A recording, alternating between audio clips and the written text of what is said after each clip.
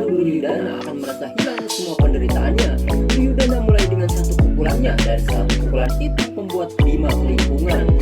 Arjuna, Basudewa, tubuh Duryudana telah menjadi sekeras bajra. Karena itulah kenapa serangan Kak Bima tidak bisa melukai Duryudana sama sekali. Ini situasi yang sangat sulit, Madara. Pangeran Bima harus menemukan jalan keluar untuk dirinya sendiri, Partha.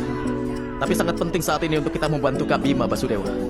Krishna menyarankan agar sangat penting saat ini mengalihkan Duryudana ke tempat lain. Krishna menyuruh Arjuna untuk menantang Sang Kuni saat Sang Kuni akan menemui kematiannya. Maka untuk melindungi dirinya sendiri, Sang Kuni pasti akan memanggil Duryudana. Di tempat lain, saat Sang Kuni sibuk membunuhkan, tiba-tiba Nakula datang dengan pedangnya dan mengatakan bahwa ini sudah saatnya untuk kematian Sang Kuni.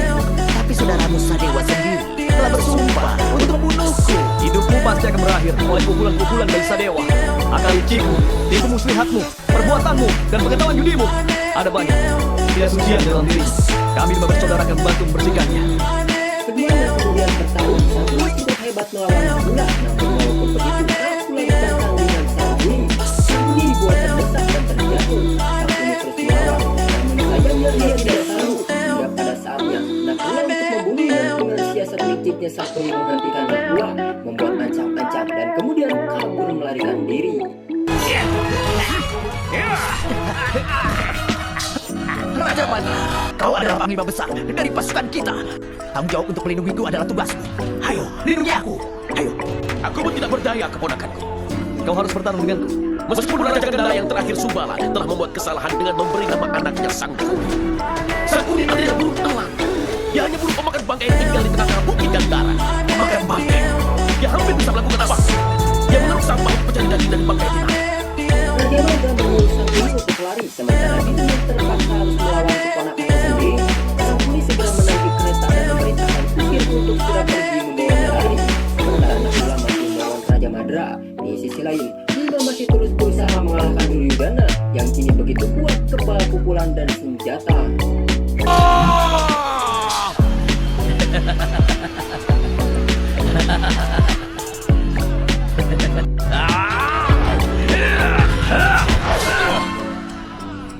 Nakula dengan keahliannya terus menggempur pertahanan Raja Madra. Pedang Raja Madra berhasil ia rebut.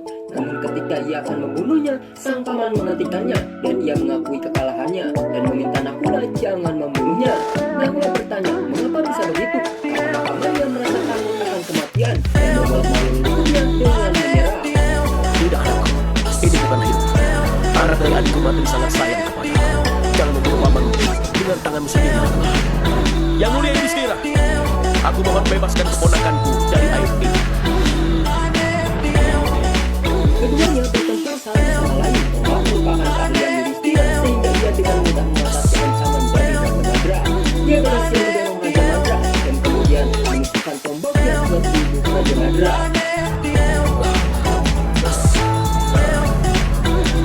Aku mohon maafkan aku, Paman. Tidak, keponakan. Jangan lupakan air mata. Aku berkorban demi memberikan keadilan untuk menang. Aku akan mati dengan damai. Doaku untuk kalian semua. Semoga kalian mendapatkan kemenangan. Sampaikan salam kami untuk ibu kami di Nirwana. Sebelum kematiannya, Raja Madra memberitahukan kenapa Duryudana kini menjadi sekuat Bajra. Hal itu disebabkan Ratu Gandhari telah memberikan anugerah kepada Duryudana dengan hasil meditasinya. Ia berpesan agar Pandawa menemukan cara yang tepat untuk membunuh Duryudana. Dan sekarang, sebelum menemukan cara membunuhnya, Raja Madra memohon untuk mereka melindungi Bima sekarang juga. Dan kemudian Raja Madra tewas di sana. Paman!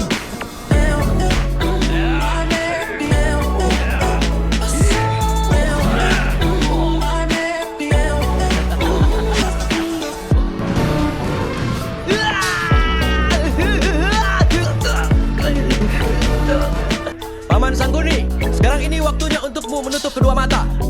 Selain pintar, Sangkuni juga pengecut. Ia meminta kalau Arjuna memang hebat, ia menyuruh Arjuna pergi saja untuk melawan Duryodhana. Tiba-tiba, Sadewa datang dan menjawab kalau Pandawa semuanya juga akan bertempur dengan Duryodhana. Namun hari ini, Pandawa akan membunuh dua orang, yaitu Duryodhana dan Sangkuni sendiri. Dan untuk membunuh keduanya, yang mana yang pertama harus dilakukan tidak masalah untuk Pandawa. Arjuna lalu memerintahkan Sangkuni dan menangkap musuhnya.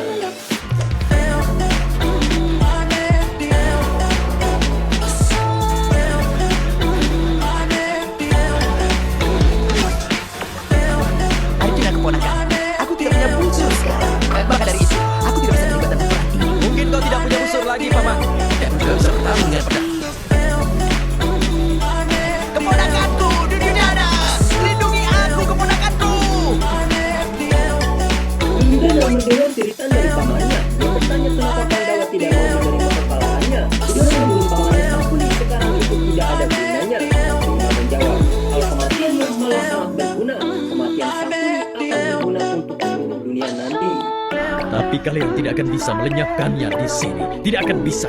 Jangan melarikan diri karena ketakutan Wrekodara Bima. Aku akan menyelamatkan paman dan kembali untuk melenyapkan dirimu. Sebelum itu tiba, beristirahatlah dan kumpulkan kekuatanmu.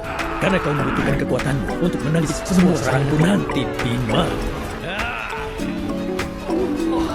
Arjuna yang turun dari kereta membuat ketakutan Sangkuni. Ia terus mencoba melarikan diri, namun selalu saja dicegat oleh Sadewa. Sadewa segera mendorong dan Arjuna segera menahannya agar dia di kereta. Saat mendapatkan anak panahnya kembali, di waktu yang tepat Duryodhana datang melindungi Sangkuni.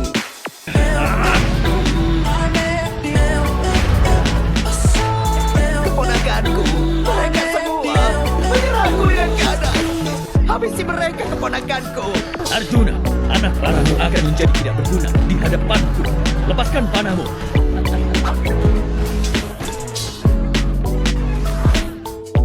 Senjata Arjuna tidak memberikan efek apapun untuk Duryodhana. Dalam kesempatan ini, justru Sangkuni mengendap-endap melarikan diri meninggalkan pertempuran dan kabur. Namun Sadewa tetap membiarkannya lari karena tujuan Pandawa ingin mengalihkan Duryodhana saja. Api ini tidak cukup besar untuk bisa menghancurkanku. Jika anak panahmu bisa mengeluarkan yang lebih besar lagi, maka lepaskan saja.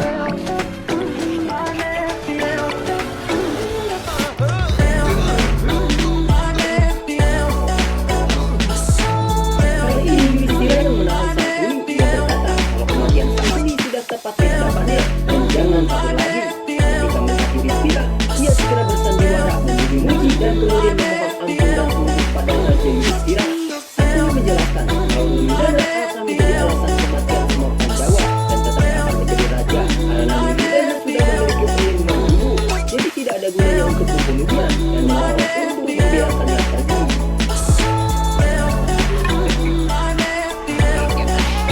Tidak, Paman. Kau akan dihukum untuk kesalahanmu selama ini, Paman. Kami berperang bukan untuk menaklukkan kerajaan. Kami berperang untuk menegakkan keadilan. Tidak peduli orang lain dapat keadilan atau tidak.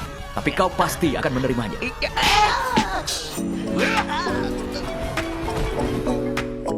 Arjuna terus berusaha untuk menangkap Duryodhana, namun tetap saja Duryodhana mampu melepaskan diri. Arjuna menyuruh Duryodhana agar segera melindungi pamannya Sangkuni karena kakaknya Yudhistira akan segera membunuhnya. Dengan sombongnya Duryodhana mengatakan mustahil pamannya bisa dibunuh karena dirinya yang sekuat harimau pasti akan selalu ada untuk melindungi pamannya Sangkuni itu. Paman Sangkuni pasti akan segera dibunuh. Tapi bagaimana kau akan melindunginya?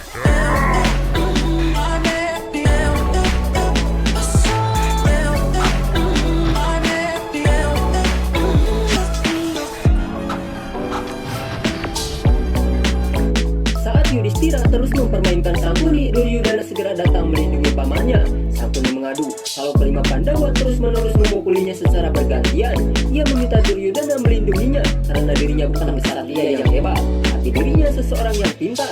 Dan selama ini kepintarannya lah yang telah melindungi Duryodhana. Dan sekarang Duryodhana harus bertanggung jawab untuk melindunginya. Seranglah raja itu, keponakanku, dan buat aku bahagia. Tetaplah bersamaku. Keponakanku.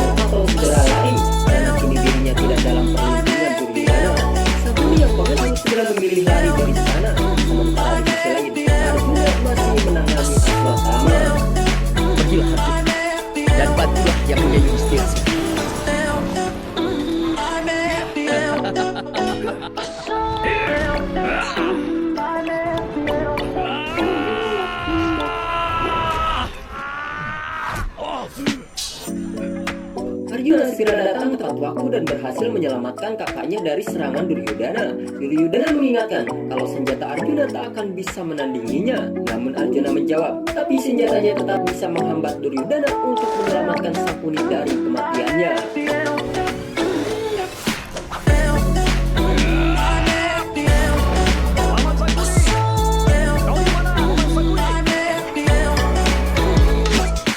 Tunjukkan dirimu. Seekor ular biasanya akan selalu bisa menemukan tempat di mana tikus bersembunyi. Tikus tidak akan dapat apa-apa dari persembunyiannya. Bahkan meskipun tikus itu berlindung di istananya sekalipun di Gandhara. Tiba-tiba saja Agadanu terlempar ke arah Sangkuni. Dia merasa kaget, ditambah lagi kini bukan hanya Nakula tapi juga Bima yang kini yang harus dihadapinya. Nakula segera mengambil dadu itu dan itu dadu yang sama yang menyebabkan perang ini terjadi. Dan sekarang dadunya itu akan bertanggung jawab atas kematiannya Sangkuni. Aku akan melemparkan dadu ini. Dan jika kau menang, akan kugunakan pedangku untuk menghabisimu. Jika kau kalah, maka kakak Bima akan memenggalmu dengan tangannya. Jangan pernah kau habisi orang yang ketakutan. Bukanlah si kesatria. Biarkan aku hidup. Jangan habisi aku. Sangkuni meminta jangan dihabisi dan meminta Bima untuk membawanya saja ke pengadilan dan membiarkan dia diadili di pengadilan saja atas semua kejahatannya yang pernah dia lakukan. Dan demi kebenaran, Sangkuni meminta penyerahannya itu dijadikan pertimbangan buat Bima dan Nakula. Kakak tertua kamu adalah lambang keadilan, tapi dia tidak ada di sini. Aku sama seperti ini, jahat dan tidak berperasaan. Bukan keadilan yang kucari. Aku mencari pembalasan atas perbuatanmu. Ingatlah kembali, paman. Kau pernah meracuniku kan? Di Gandhara racun yang mematikan Duryodhana. Ambillah ini dan pastikan Bima melakukannya. Maka kelima penghalang kesuksesan Duryodhana satu persatu akan saling berjatuhan. Bima lalu melempar Sangkuni di hadapan Nakula. Di sana Nakula mengingatkan kembali bahwa Sangkuni juga yang telah merancang untuk membakar Pandawa dan Ibu Kunti di istana Warna-Brata. Sudah tiba waktunya keponakanku. Kelima musuhmu akan berkumpul di istana Warna-Brata. Istana itu akan menjadi dasar bagi penobatanmu nanti. Kau bekerja sama dengan Taksaka sewaktu di Indraprasta. Ratusan sapi menuju ke Indraprasta digunakan untuk upacara gaya.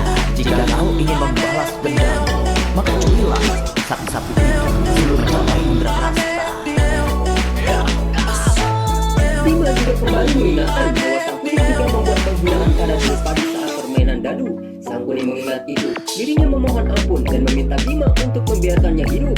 Namun Bima tidak peduli. Nakula yang sudah muak mengingatkan Sangkuni bahwa kini sudah tidak ada ampun buat Sangkuni dan kini sudah saatnya Sangkuni harus menerima kematiannya. Aku adalah pamanmu. Berapa lama lagi siksaan ini? Jiwa kejam dari mana kalian menyiksa paman seperti ini? Kalian adalah anak-anak Pandu. Kalian tidak boleh melakukan ini. Orang yang tidak bersenjata tidak boleh diserang. Beri aku senjata. Ini paman, peganglah senjataku. Sadewa melemparkan kapaknya namun dipatahkan oleh Sangkuni dan kembali mengatakan bahwa ia tidak bersenjata dan tidak boleh ada yang menyerangnya. Nakula kembali memberikan pedangnya dan mengajak Sangkuni bertarung menggunakan pedang.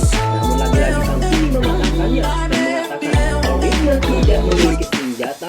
Maka gunakanlah bagian tubuhmu sebagai senjata. Kita akan bertarung tanpa senjata. Ya! Keponakanku, lindungilah aku. Selamatkan aku dari Pandawa. Tidak usah buru-buru. Kau harus menghadapiku dulu dalam pertarungan adu gaya. Seberapa keras Arjuna menghantamkan senjatanya sama sekali tidak berdampak pada Duryodhana. Dan dengan teriakan Sangkuni, Duryodhana segera pergi untuk menolong. Sementara Sangkuni yang kabur terus saja dibunuh Sadewa. Dan tepat saat itu Duryodhana datang untuk melindungi. Sebaliknya Sangkuni ditangkap Bima. Duryodhana segera melepaskan Sadewa dan berusaha menyelamatkan pamannya.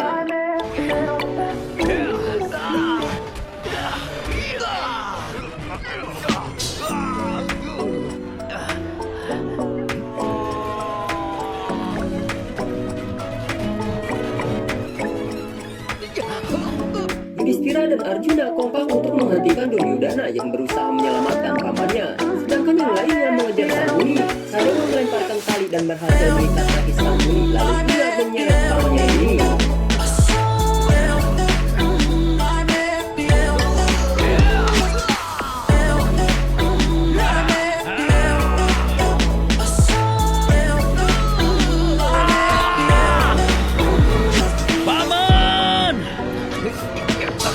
Sangkuni dengan pisaunya berusaha memotong tali itu hingga terputus. ia segera berlari menjauh. Bima mencabut tombak dan melemparkan ke arah Sangkuni hingga terjatuh.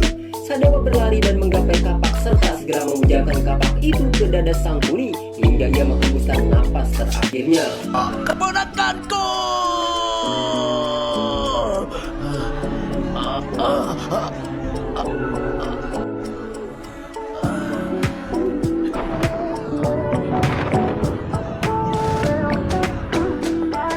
Duryudana begitu murka pada Sadewa, ia mengancam sebelum kematiannya Sadewa akan merasakan penderitaan yang belum pernah dirasakan makhluk hidup manapun. Melihat Sadewa dalam bahaya, Bima segera mengambil mayat Sangkuni dan segera melemparkannya ke dalam sungai. Pergilah Duryudana, berikanlah ritual terakhir untuk paman kesayanganmu. Lakukanlah sebelum ikan-ikan di sana memakan tubuhnya sampai habis, atau dia tidak akan pernah mendapatkan keselamatan. Nakula mulai meluncur dan membaca mantra untuk membuat Omas ramuan dewa. Namun Bima menolak hal tersebut karena dirinya sudah berjanji pada Jepari untuk mencabut nyawa Duryudana di sini. Yudhistira lalu mengingatkan bahwa untuk saat ini menghabisi Duryudana sangat tidak mungkin. Itu bukan hal yang penting buatku, Kak. Keraguanku yang mengkhawatirkan. Aku tidak akan membiarkan keraguan diri itu bisa menguasaiku. Ketika seseorang mendapatkan tantangan untuknya, dari kejauhan keraguan itu pun sudah dimulai. Tapi ketika tantangan itu dihadapi, keraguan tidak akan menghalangi jalan kita. Arjuna juga mengusulkan agar mereka memikirkan strategi untuk mengalahkan Duryudana dan harus punya rencana. Namun menurut Bima, menyerang saat ini adalah pilihan yang terbaik.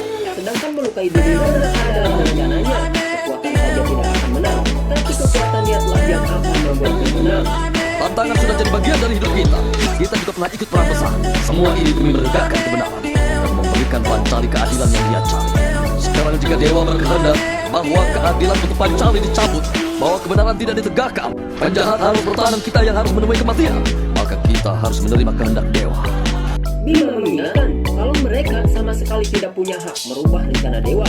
Tapi jika dewa berencana mencabut nyawa mereka dengan kematian yang tidak terhormat, dan bila itu terjadi ketika mereka bertarung dan terpaksa harus mengakui kekalahan, maka dirinya walau sendirian akan tetap menghadapinya dan akan terus berusaha membunuh Duryudana sampai napas terakhirnya.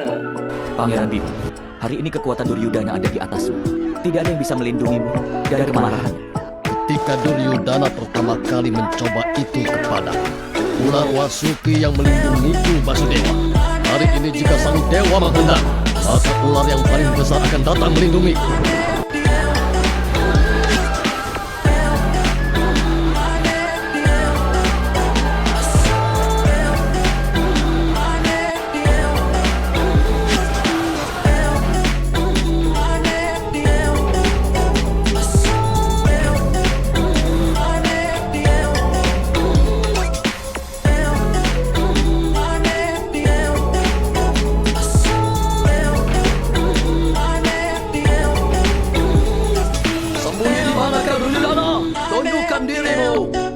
Menikmati kuburan air bersama pamanmu. Jangan mati di dalam air. Aku telah mengambil sumpah untuk menghabisimu. Kau tidak akan menerima kematian, tapi menerima hukuman Duryudana. Bima terus saja menyuruh Duryudana keluar dari air sekaligus harus melihat bahwa semua saudara, teman, para kesatria dan pemandunya telah dihabisinya. Bima datang untuk memberi apa yang harus didapatkan Duryudana, dan Duryudana tak akan bisa sembunyi darinya karena Arjuna bisa saja mengeluarkan air sungai ini dengan satu panahnya. Kau hanya bisa sembunyi saja Duryudana jika kelemahan telah berada dalam seluruh tubuhmu dan ketakutan telah membawamu pergi. Maka pergilah, pergi dan sembunyikan wajahmu itu di pakaian istrimu. Kami adalah anak-anak Pandu, tidak sepertimu dengan meletakkan jarimu di pakaian wanita. Itu yang tidak akan pernah kami lakukan. Kau hanya akan mencari perlindungan di sana. Bima terus saja melontarkan kata ejekan dan menyuruh Duryudana untuk meminta perlindungannya saja pada istrinya, atau kalau tidak, Duryudana harus segera keluar seperti kesatria dan harus menghadapinya. Dengan hinaan dan kata-kata yang sangat memancing emosi, Duryudana yang sangat merasa tidak kuasa menahan emosinya, ia segera keluar dari persembunyiannya.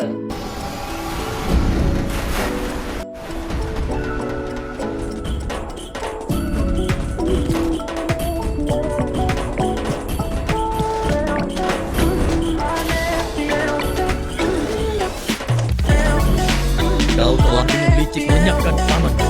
Kematian dari pamanku telah ternodai oleh ketidakpuasan dari kalian semua. Untuk menolongku mendapatkan keadilan. Dia membahayakan seluruh hidupnya. Atas perlakuan Pandawa pada pamannya saat ini, Duryodana bersumpah kalau dirinya sekarang akan menghabisi semua Pandawa untuk membantu pamannya sang ini mendapatkan keadilannya. Duryodana juga bersumpah kalau Pandawa tak akan pernah mendapatkan kematian dengan mudah. Dia mengancam kalau dirinya akan menyiapkan setiap anak-anak Pandawa, akan membahagi padi di alun-alun istana dan bahkan semua setiap sahabat Pandawa. Dari Kuntiboja sampai Pancala, semua kerajaan yang telah menjadi sekutu, aku akan hancurkan mereka. Aku akan menyiapkan seluruh rakyat dari semua kerajaan itu. Aku akan membawa malapetaka nanti. Bima, di saat-saat terakhirmu nanti, aku akan melihat ketakutan di matamu. Dan kau pun akan memohon untuk kematianmu itu dengan sangat menyakitkan, Bima. Sebelum duel dimulai, Sadewa melemparkan gada kepada Duryodana agar digunakan sebagai senjata dan supaya tidak dianggap ada kelicikan. Bima dan Duryodana segera bertempur. Keduanya sama-sama menunjukkan kemampuan berdua yang sangat mematikan. Namun dengan tampilan dari gada membuat Duryodana lebih kuat daripada Bima.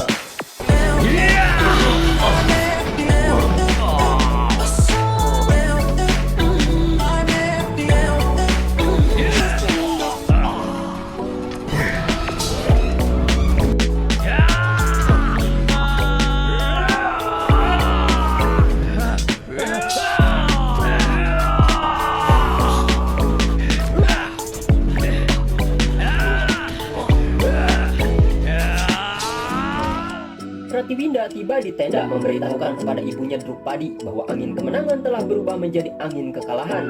Drupadi jadi bertanya-tanya kenapa bisa begitu dan apa yang terjadi. Pratiwinda memberitahukan bahwa paman Duryodana menjadi sekuat Bajra dan tidak ada senjata yang mampu melukai tubuhnya. Dan kini pamannya Bima sudah terluka sangat parah. Tidak mungkin. Bagaimana ini bisa terjadi? Govinda seharusnya tahu bagaimana cara menyelesaikan masalah ini. Beritahu kepada suamiku Arjuna agar dia meminta pertolongan dari Govinda. Paman Balarama sudah memerintahkan Basudewa untuk tidak memberikan pertolongan atau memberikan nasihat ibu. Dia tidak bisa menolong. Bima terus berupaya untuk melawan kekuatan Duryodana. Namun Duryodana tidak membiarkan hal tersebut dengan mudah. Dia berhasil membuat Bima terjatuh dan babak belur dihajar. Saat terjatuh itu, Bima mencoba mengambil kayu yang terbakar dan mencoba mengentarkan pada Duryodana. Namun ternyata tetap sia-sia. Duryodana kini terlalu kuat untuk dilawan.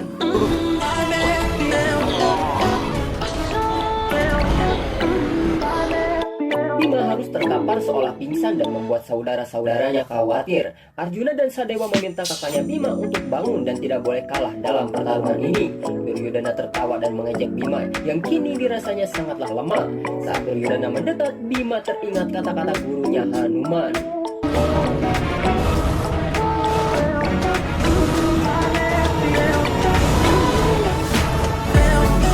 Kelincahan harusnya ada di dalam sifat kekuatan. Kekuatan yang dibiarkan, maka akan hancur.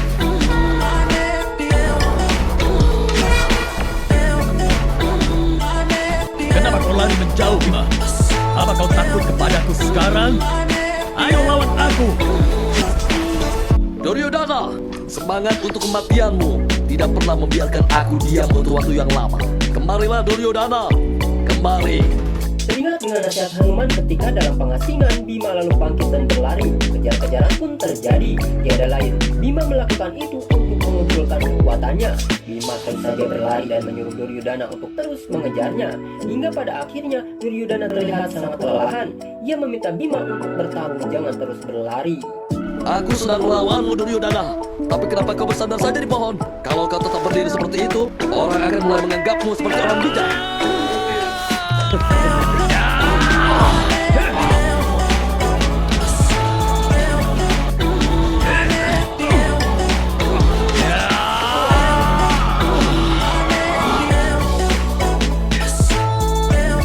Ketenangan harusnya ada dalam sifat kekuatan. Ketika seseorang sudah pernah hidup di luar, maka dia wajib untuk punya pikiran yang tenang. Bima kembali bangkit dengan ketenangan. Dia berhasil mengganti Duryodana. Kini Bima mulai ada sedikit perlawanan. Namun sialnya, pentolan berawal ini jatuh tepat di dekat dadanya. Dia segera mengambil dadanya untuk menyerang kembali. Hingga beberapa Bima kembali dihajar habis-habisan. Dan Bima kini semakin terluka parah. Di sisi lain ada kekuatan yang bisa hancur berantakan. Dasar dari kekuatan adalah dengan memahami semuanya. Artinya kau harus tahu apa yang terjadi di sekitarmu dan menyerap semua informasi. Apa yang orang gagal untuk dilihat atau dengar, maka akan menjadi kelemahannya.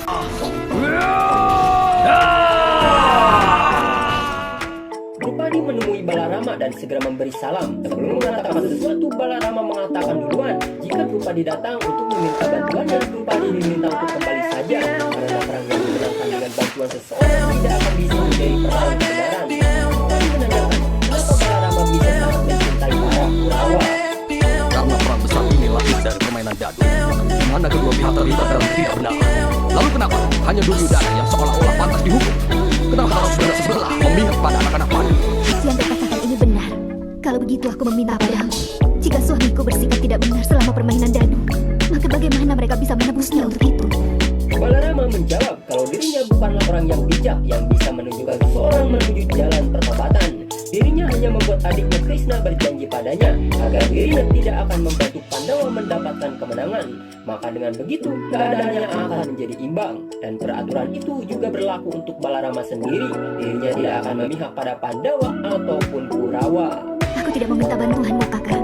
Aku juga tidak datang untuk meminta nasihat. Aku juga tidak berharap untuk tahu apa kelemahan dari musuh kami. Tapi setidaknya beritahu kami apa kelemahan yang kami punya. Kenapa setelah mendapatkan kemenangan, kami malah menuju kekalahan secara tiba-tiba? Balarama menjelaskan bahwa dalam kehidupan seseorang, dosa terbesar yang ada padanya adalah kesalahan terbesarnya, dan itu pun menjadi kelemahan terbesarnya. Dengan itu, Drupadi berdiam sejenak seolah mendapatkan jawaban. Drupadi pun berterima kasih atas pengetahuan itu. Dia merasa Balarama telah menunjukkan jalan kemenangan buatnya, dan dia segera pamit. Duryudana! Seluruh tubuhmu sudah tangguh sekuat baja. Lalu kenapa kau masih sembunyi? Kau harusnya memang tidak bisa menandingiku. Keluarlah kalau kau memang punya keberanian. Keluar kalau kau punya kemampuan, Duryudana!